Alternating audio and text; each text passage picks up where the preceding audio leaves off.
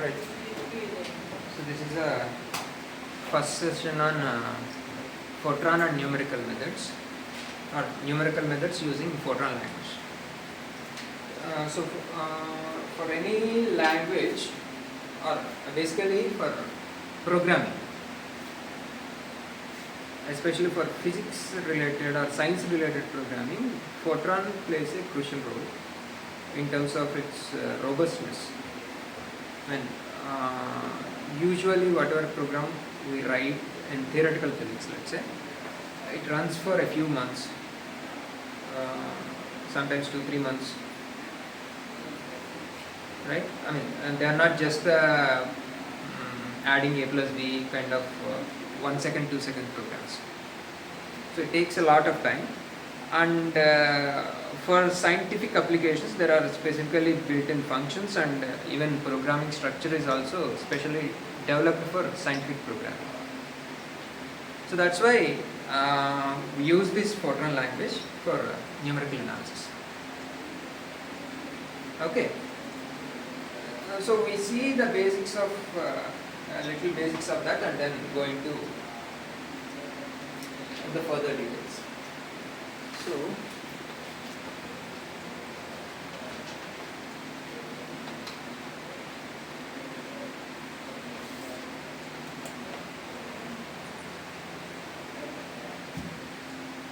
programming languages are basically classified into, depending on their time of evolution, there are 3-4 stages of programming languages. One is machine language.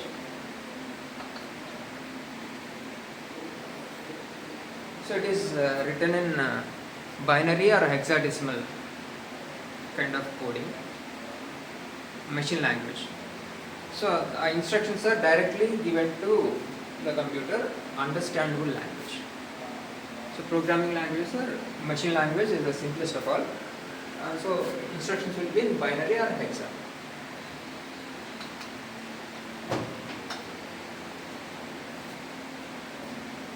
Hexadecimal. So next one is low level language.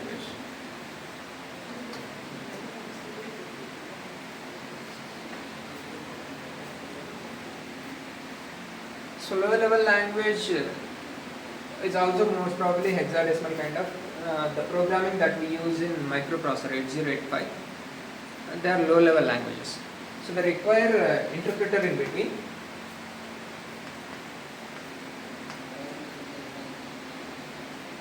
Like let's say we'll be giving some codes, some A1, B2 or some number for a particular instruction. Right? For adding something, you have a number allotted to that. So to decode that, we require an interpreter. So let's say like 8085 microprocessor programming, there will be some instructions, right? Set of instructions. Every instruction is linked with a hexadecimal number, 2-digit number. So let's say 72 or something hard. So that number will be interpreted as an instruction. So we require an interpreter in between to decode that. Example is this 8085 assembly language program.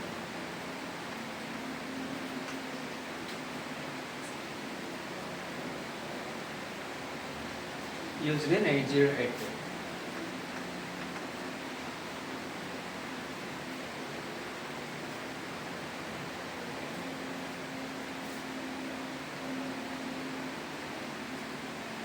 Next one is high level language.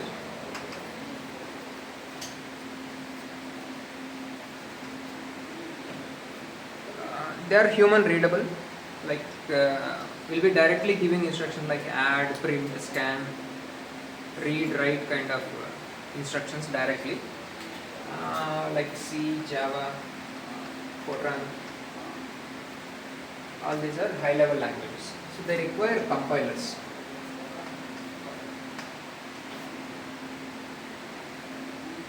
So whatever code or program you write, or whatever set of instructions you are giving, should be compiled to develop a executable file or a binary file. So the instructions will be converted to binary language by using this compiler. So at the end of compilation, you will get binary code. Here it is, this itself is a binary code, but you need an interpreter to tell the user what is that, what is the instruction or what is that number stands for. So these are all already binary codes. So next one,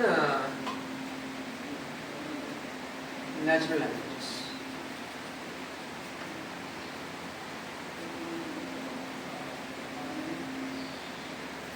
So they don't even require interpreters or compilers. You can directly execute the program, like Python.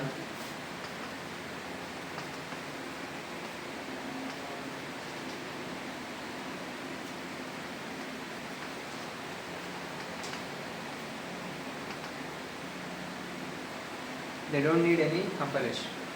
Instructions will be directly implemented.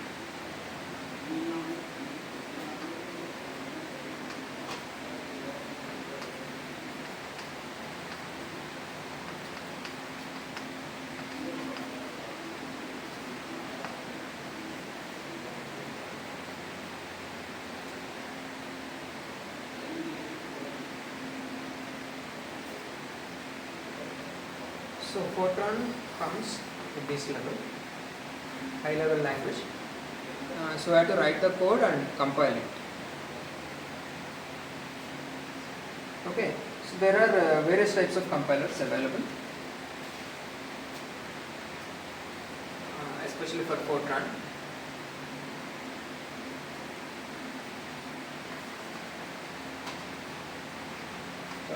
Most standard compiler was developed by Intel.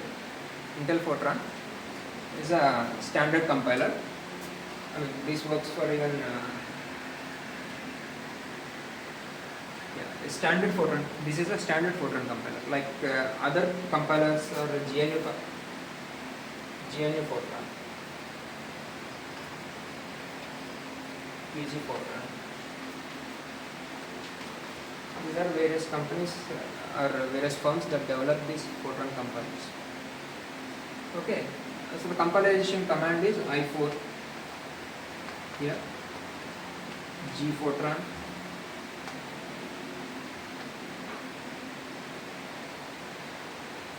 and others are F77, F95. So like that, different compilation commands are there based on the provider. Okay. So here also G95, G77. These are all open source compilers. But this GNU Fortran is actually written in C.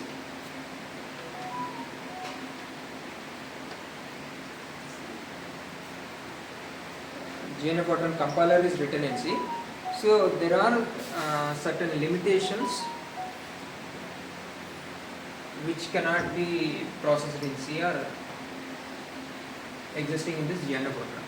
Whereas Intel Fortran is more standard. I mean, some special structures and functions will work only in Intel Fortran, which cannot be implemented in C language. So they will not function in GNU Fortran compiler, because it will convert the program code into C and then get the binary code. So some standard Fortran functions will not work in G Fortran. So keeping that in mind, some packages, softwares are developed using G Fortran itself, so it is more successful. I mean, because this is an open source code, so it is more available to general public. So there are, and coming to these generations, there are some 4-5 generations. Initially it was Fortran 1, 2, 3, 4, and first standard programming version was Fortran 77. It was developed in 1977. And that is the most standard version of Fortran. And further, Fortran 90, 95 are more useful, and then Fortran 2000, and further so many versions have evolved, but most standard versions are 77 and 95.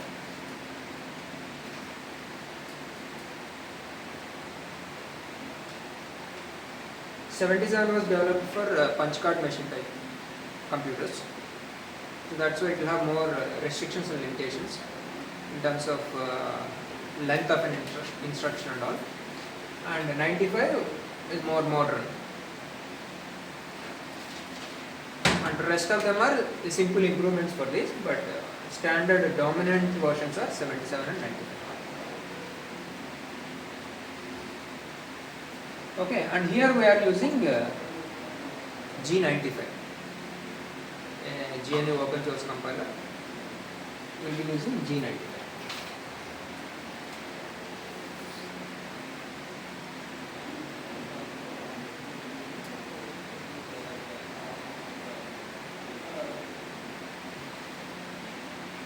Okay.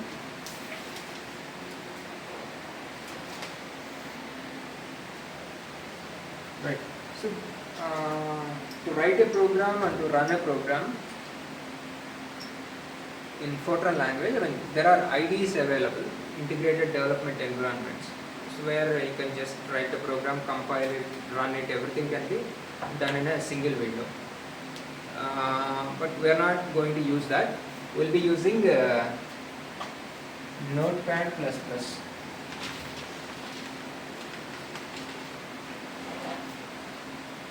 To write the program, and we'll be using PowerShell to compile it and run it.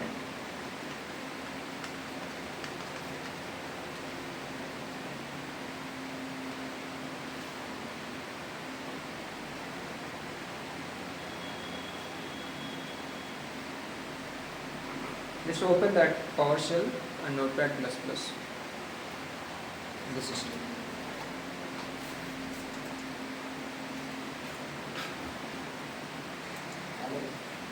Right. So this PowerShell is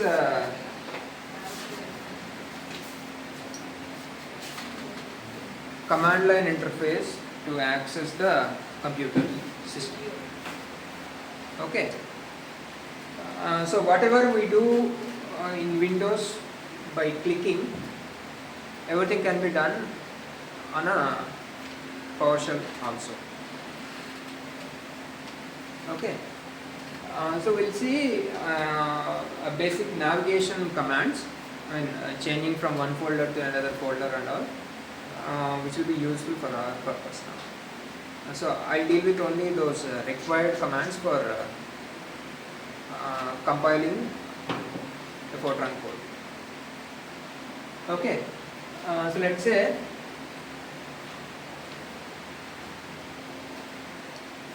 type in that dir. Open the PowerShell and type dir.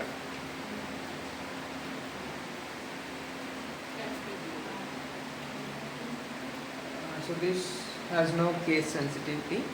So all capital letters and small letters will be considered as same in Windows. Alright.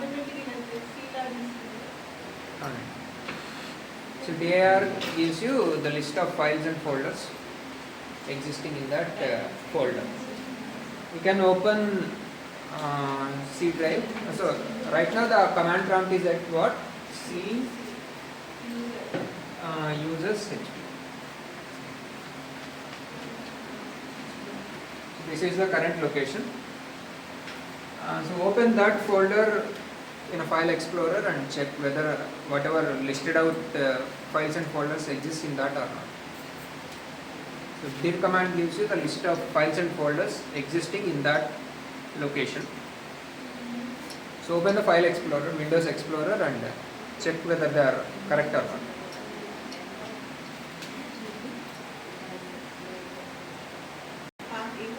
So next one is PWD. So if you type that, you will get information about path of working directory. So here folders are called directories, files are as usual files. So PWD stands for path of working directory.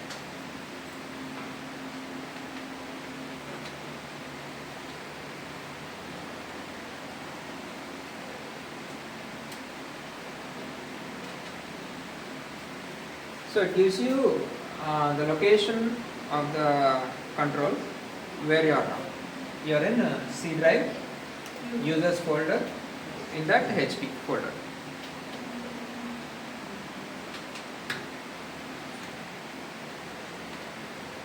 Okay. And further, if you want to navigate from one folder to another folder, let's say you want to go to desktop. In HP folder, have you seen that folder named desktop in the list?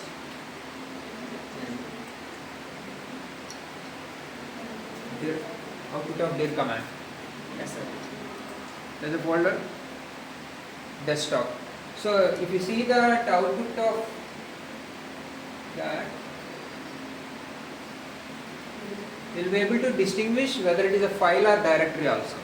The output of dir command shows you whether that particular entry is a file or folder. If it is a folder, it will be shown as D, directory. If it is a file, A, something. So that is different.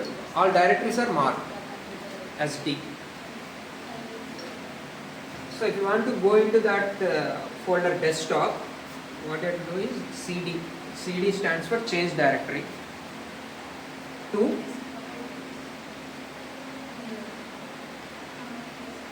You may give all capital letters or all small, also work, because DOS is not case sensitive.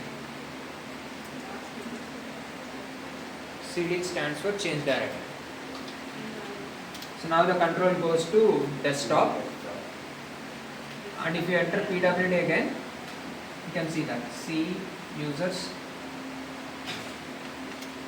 HP desktop.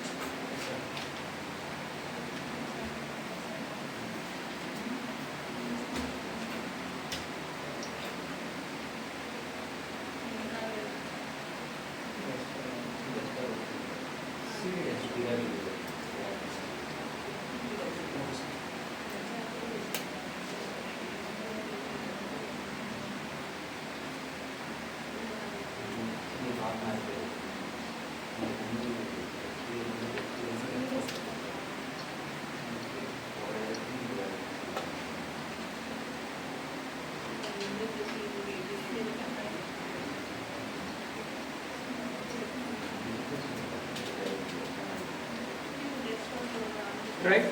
So if you want to go into another drive and further into a folder, let's say CD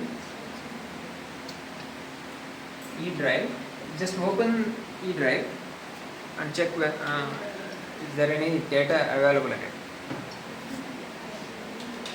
Then we will go into that. Open E drive in File Explorer.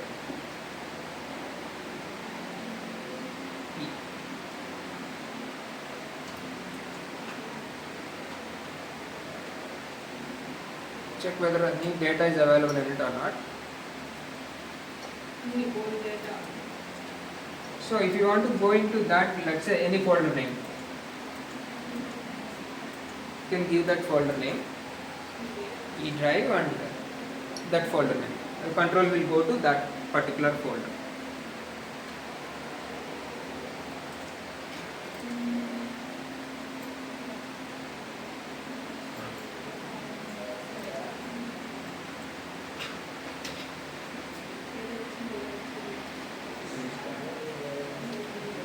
So to change to a particular directory in a drive, so CVE are drives, and this is a directory, right?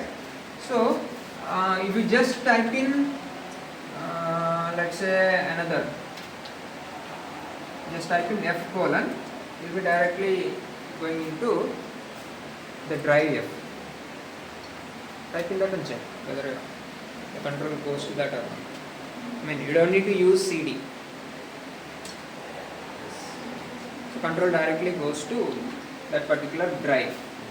So to switch between drives, C drive, D drive, E drive, you can just give that drive name followed by colon. But to enter into a particular directory, you need to use CD.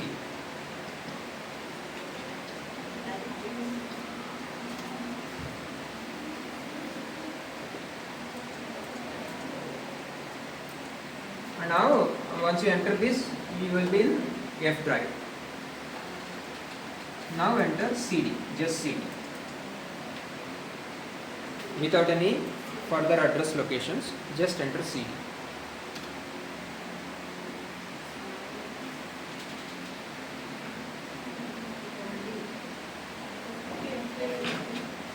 Check the working directory location.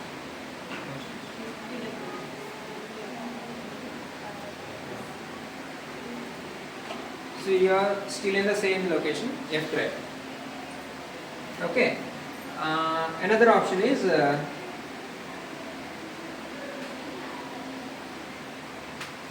CD space tilde.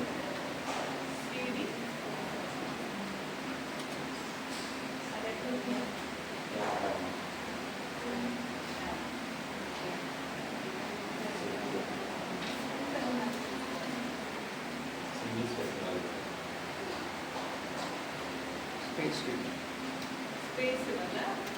Previous No, it goes to default location. yeah. Default location is CHP, C users HP.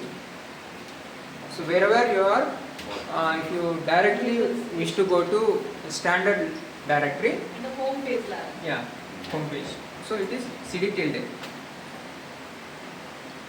So CD tilde stands for default.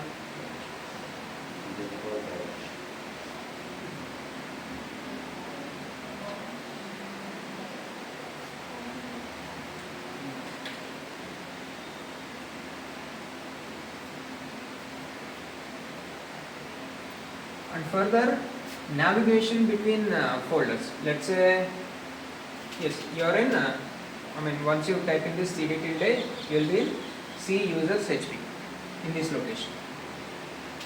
Right?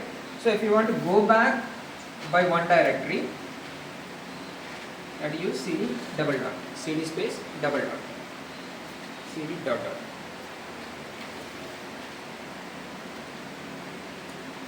Here the first dot represents the current folder, second dot represents the previous folder. It goes back by one folder. CD dot dot, and if you check the location by using PWD, it will be in C users.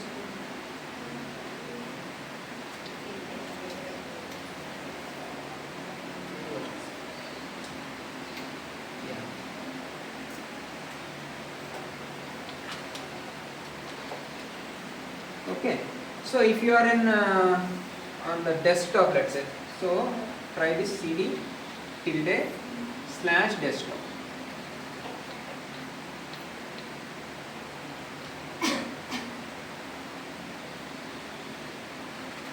So from the default location, it goes to desktop, a further folder.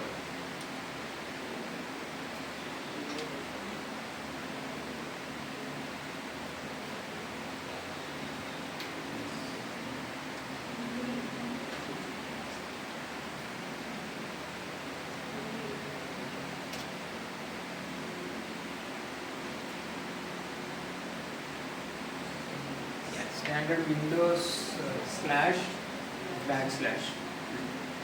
This does not work, you may use that backslash.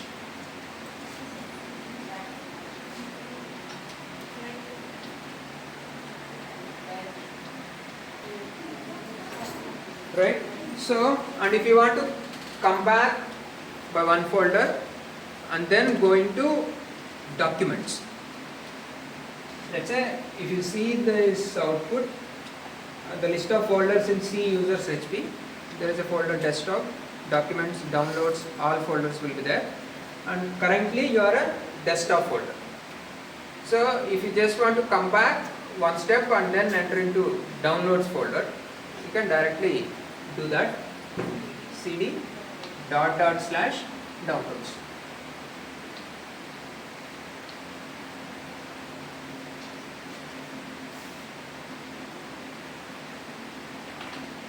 So you will come back by one directory and further navigate into another directory.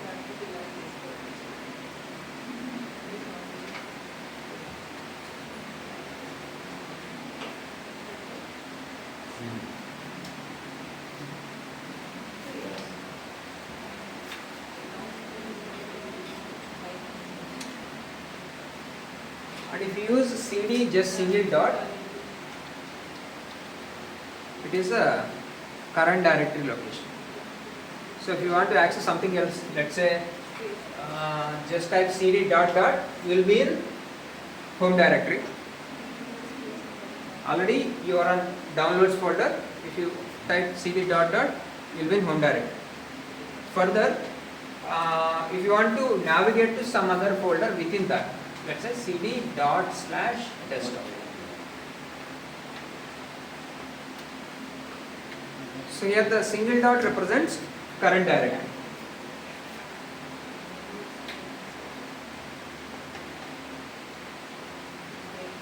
So from the current directory, if you want to navigate to somewhere else, you have to use dot, single dot. So here double dot is current directory and this one is previous.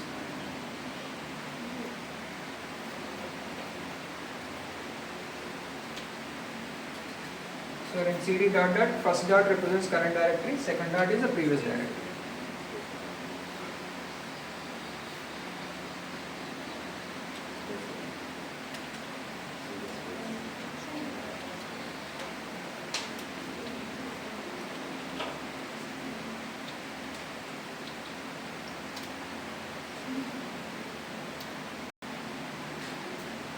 So here, if you want to run any program, you will be generating executable files or binary coded files, right?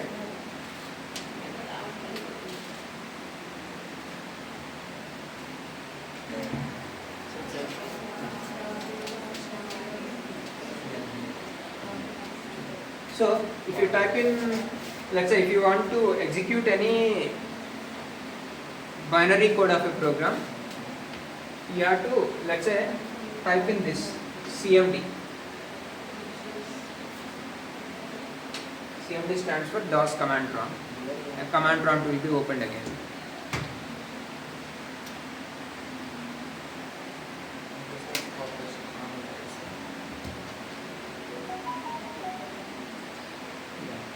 So command prompt will be opened again, and if you want to run Notepad, type in that.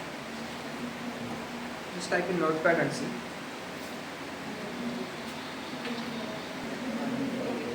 So all built-in function executables will be directly accessed. I mean, we don't need to give the exact location of that. So that notepad.exe file will be somewhere in C program files and all. But we don't need to give the full path of that. So some default executable file locations will be predefined, existing in the system. But for our program executable files, they are not built in. Their path is not existing, well defined, predefined. So to run our program executable files, we have to specify the full path or location. Let's say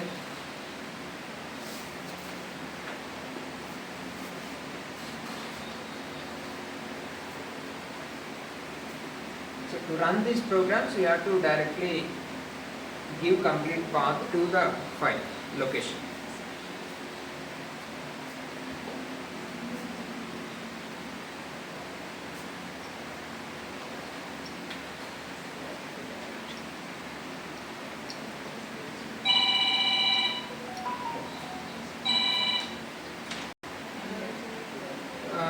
So with this introduction, basic introduction, we'll go into the Fortran programming. So first we'll go through basic structure of Fortran program, and rest of the details we'll see on the fly.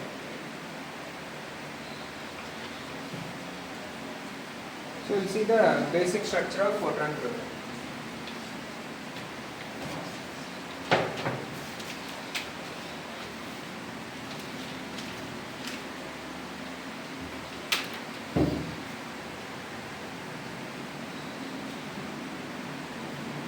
So here I am taking 77, Fortran 77 as reference because that is most structured programming. Further, all these restrictions, you have more restrictions in Fortran 77, and further all those restrictions were waived off in higher versions. So if you know that, everything will be further simplified in the later versions. So this Fortran actually stands for formula translation.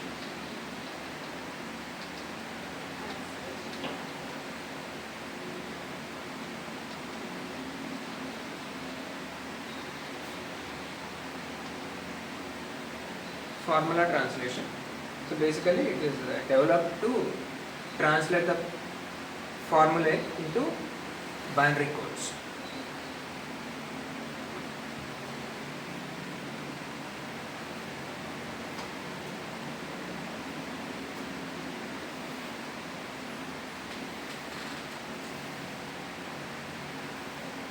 So the working environment of Fortran is basically the maximum number of characters in a particular line is restricted to 72 because of that punch card system. In a punch card system, the number of elements in a row is 72. So Fortran 77 takes only 72 letters in a single line.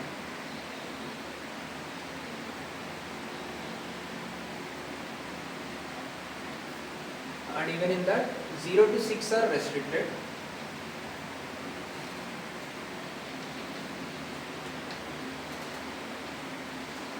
Zero to 6 are restricted columns, and the main program works between 7 to 72.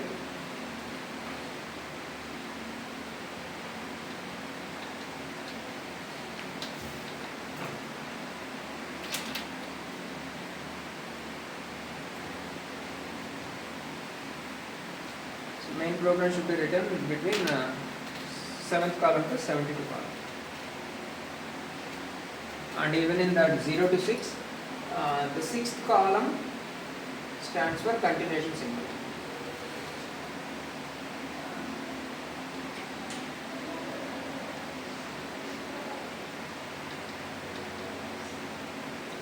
Sixth column stands for continuation symbol.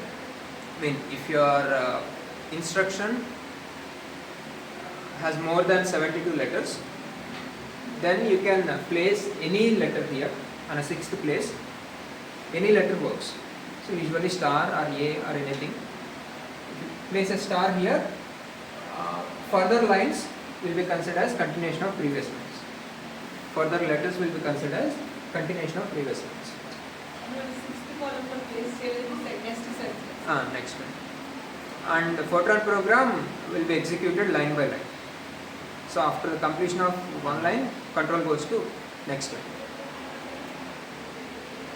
So let's say if you want to read 5 numbers, and if your read operation is written for 3 variables, ABC in one line and CD in second line, read ABC, read CD. If you write it in 2 lines, and if you enter data all 5 numbers in a single line, it reads only 3. Yeah, control goes to next line after execution of each and every command. So you must be clear and careful on that. So Fortran program will be executed line by line. Once a line is completed, control goes to next line. Okay, so 6th column is restricted for continuation symbol. Suppose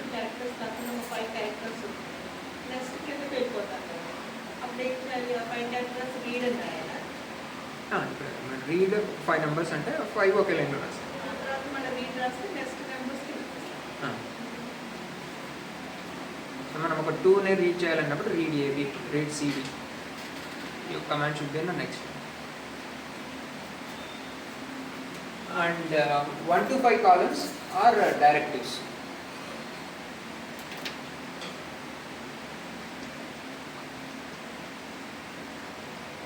Let's say go to line number 10, go to line number 15, kind of addressing tags will be placed in 1 to 5 columns. So you can place up to 99,999 redirectives, 5 digits.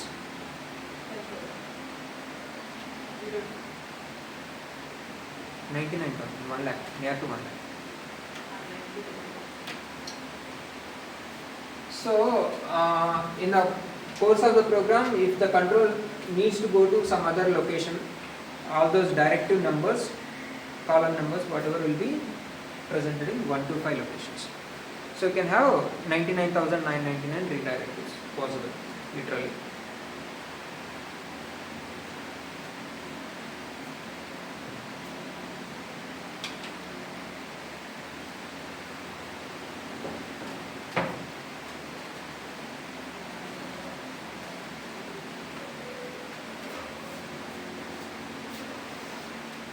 So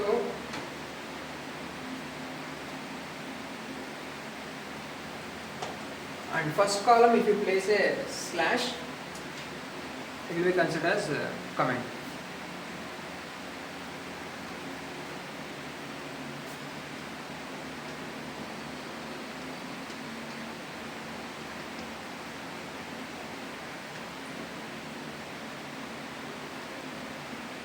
Further, that line will not be considered as a instruction.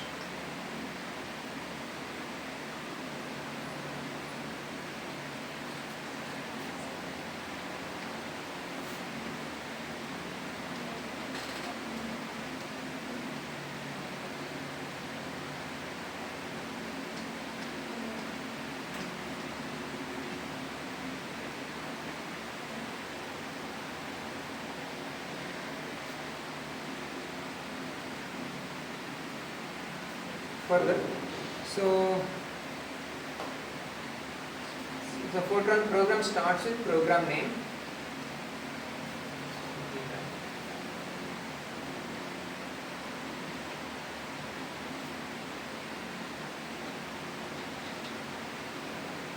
Let's say if your program is to add 2 numbers,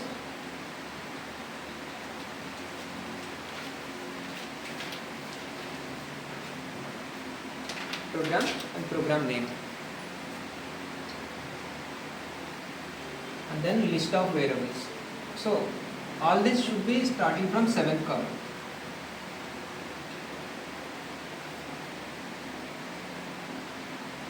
Program name also should be starting from 7th column.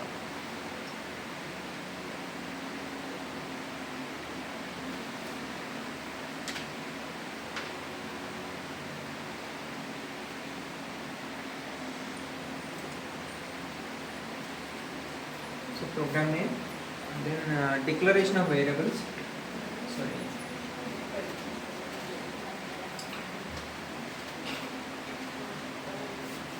So here comes the add-on functions.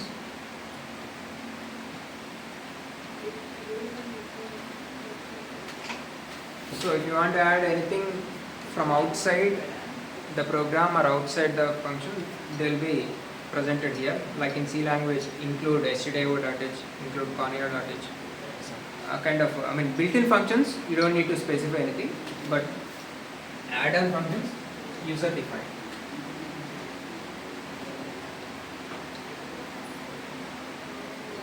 User-defined add-on function should be presented in the next line. Then declaration of constants.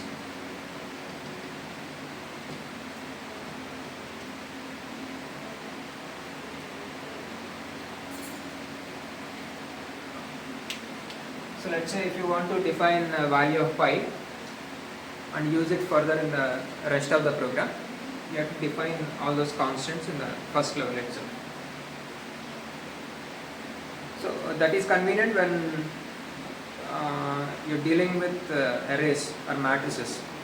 Any arbitrary size matrix can be defined by defining these constants first. Let's say m is 4, n is 5. I can define further a matrix of m by n. So usually declaration requires specific numbers only, but that can be modified by using this declaration of constants. So further, declaration of variables.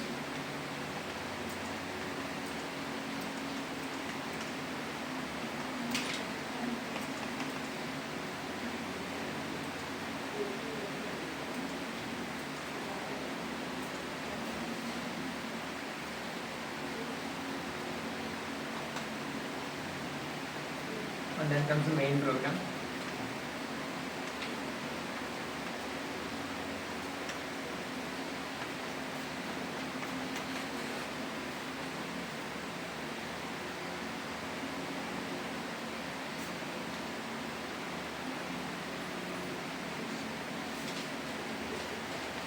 And then stop end program name.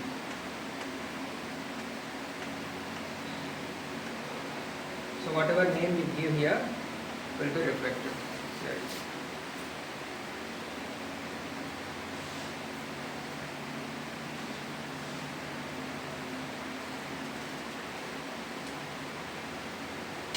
And if there are any additional functions or subroutines,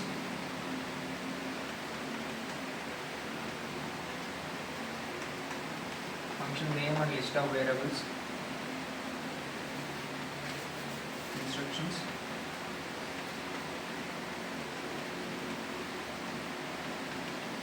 end function. Otherwise, subroutines.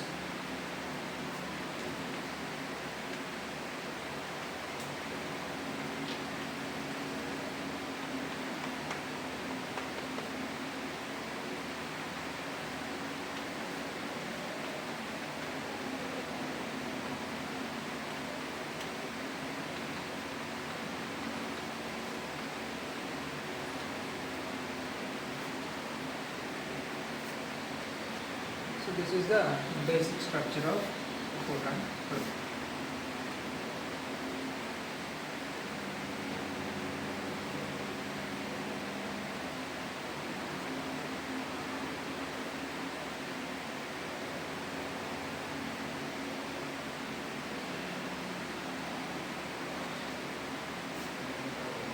So all these things will be within 7th column to 72 column.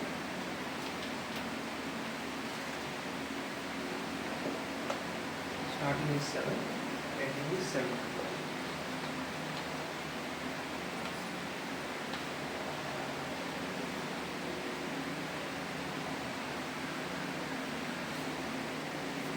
So write a small program, let's say addition of two numbers.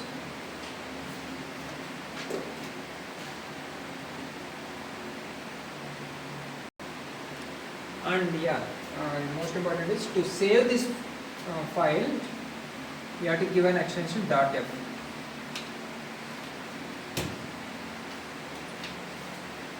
.f stands for Fortran 77. So 77 compiler or the instruction will be considered as Fortran 77 type of instructions if the extension is .f. And if the extension is .f90, it will be considered as Fortran 90 type of instructions. If it is 95,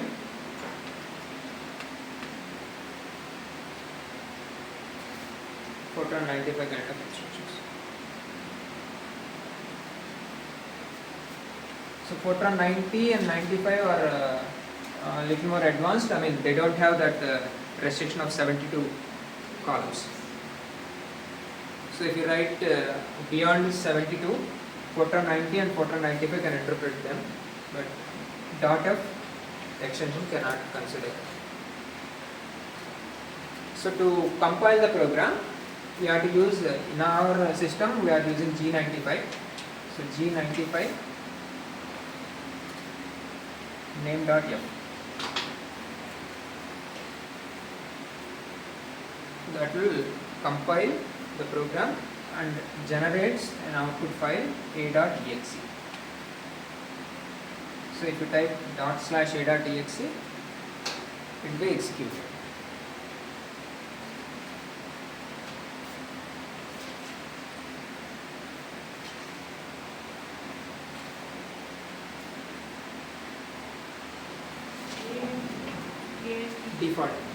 Default output file.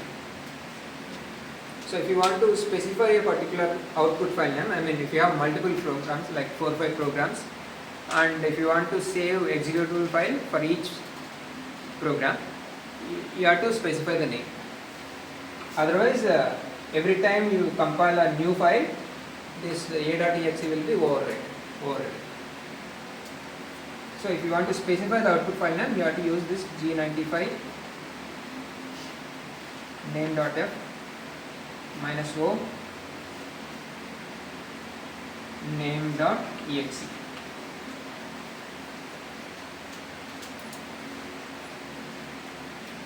So then to run that, you have to use /name.exe.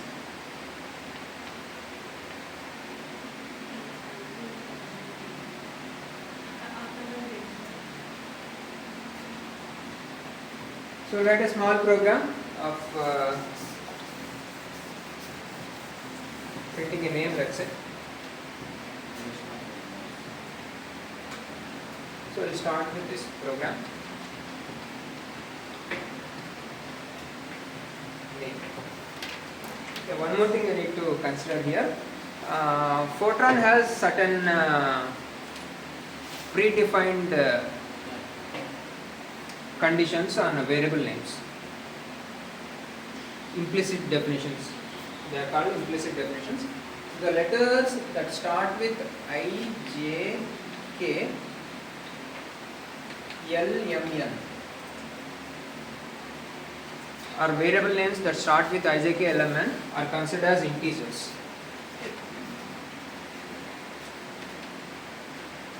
Others are real numbers.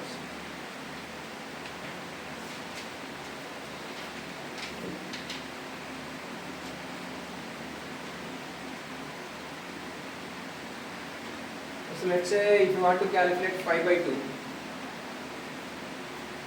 integer division will give you a result 2, whereas real number division is 2.5.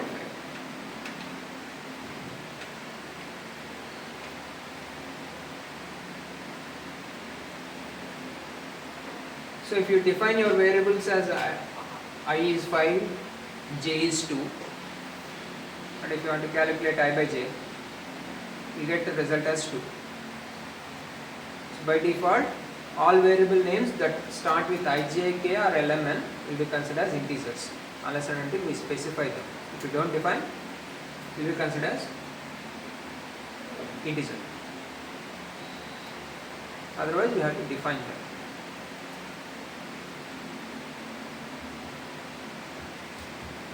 So to avoid that confusion, we have to use implicit none.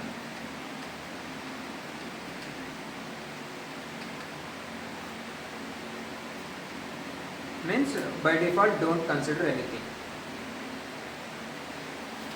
So the problem with that is, let's say if I define my first variable as input is equal to 2, and somewhere in the program if I misinterpret or define it as import,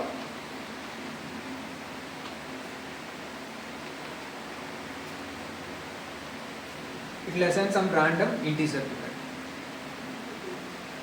By default, if you don't assign any value, it will assign a random number, random integer or random real number based on its type.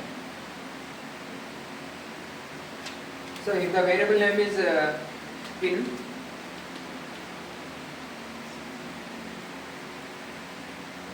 will be considered as real number. Just type instead of don't use implicit none. Just try that. Pin is equal to 5. INP is equal to 2.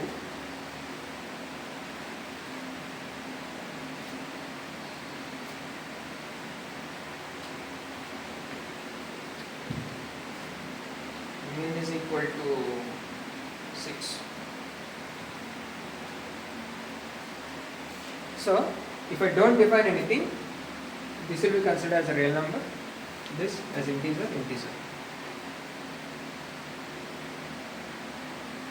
entity, why it considered as integer? I starts with I. Second also integer. And type in that.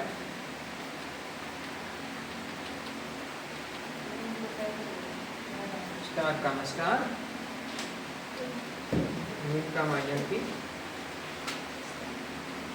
comma pin by INP.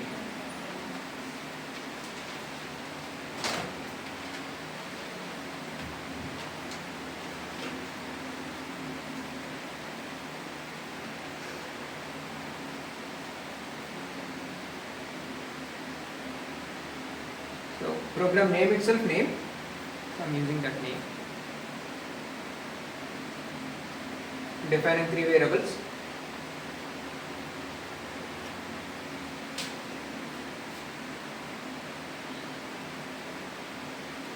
Min by INP, pin by INP.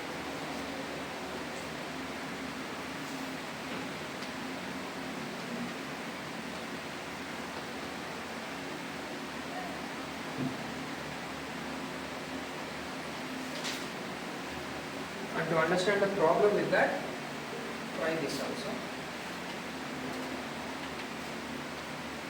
Instead of min, I type man by INP. Pin బదులు pun by INP. I type some printing mistake, typographical error. This will also get HP. You get some result. So this min by INP is an integer division, pin by INP real number division. Here it is random number will be assigned, integer division. Here it is random number, real number division. So write this in notepad, save it as name.f, compile, execute.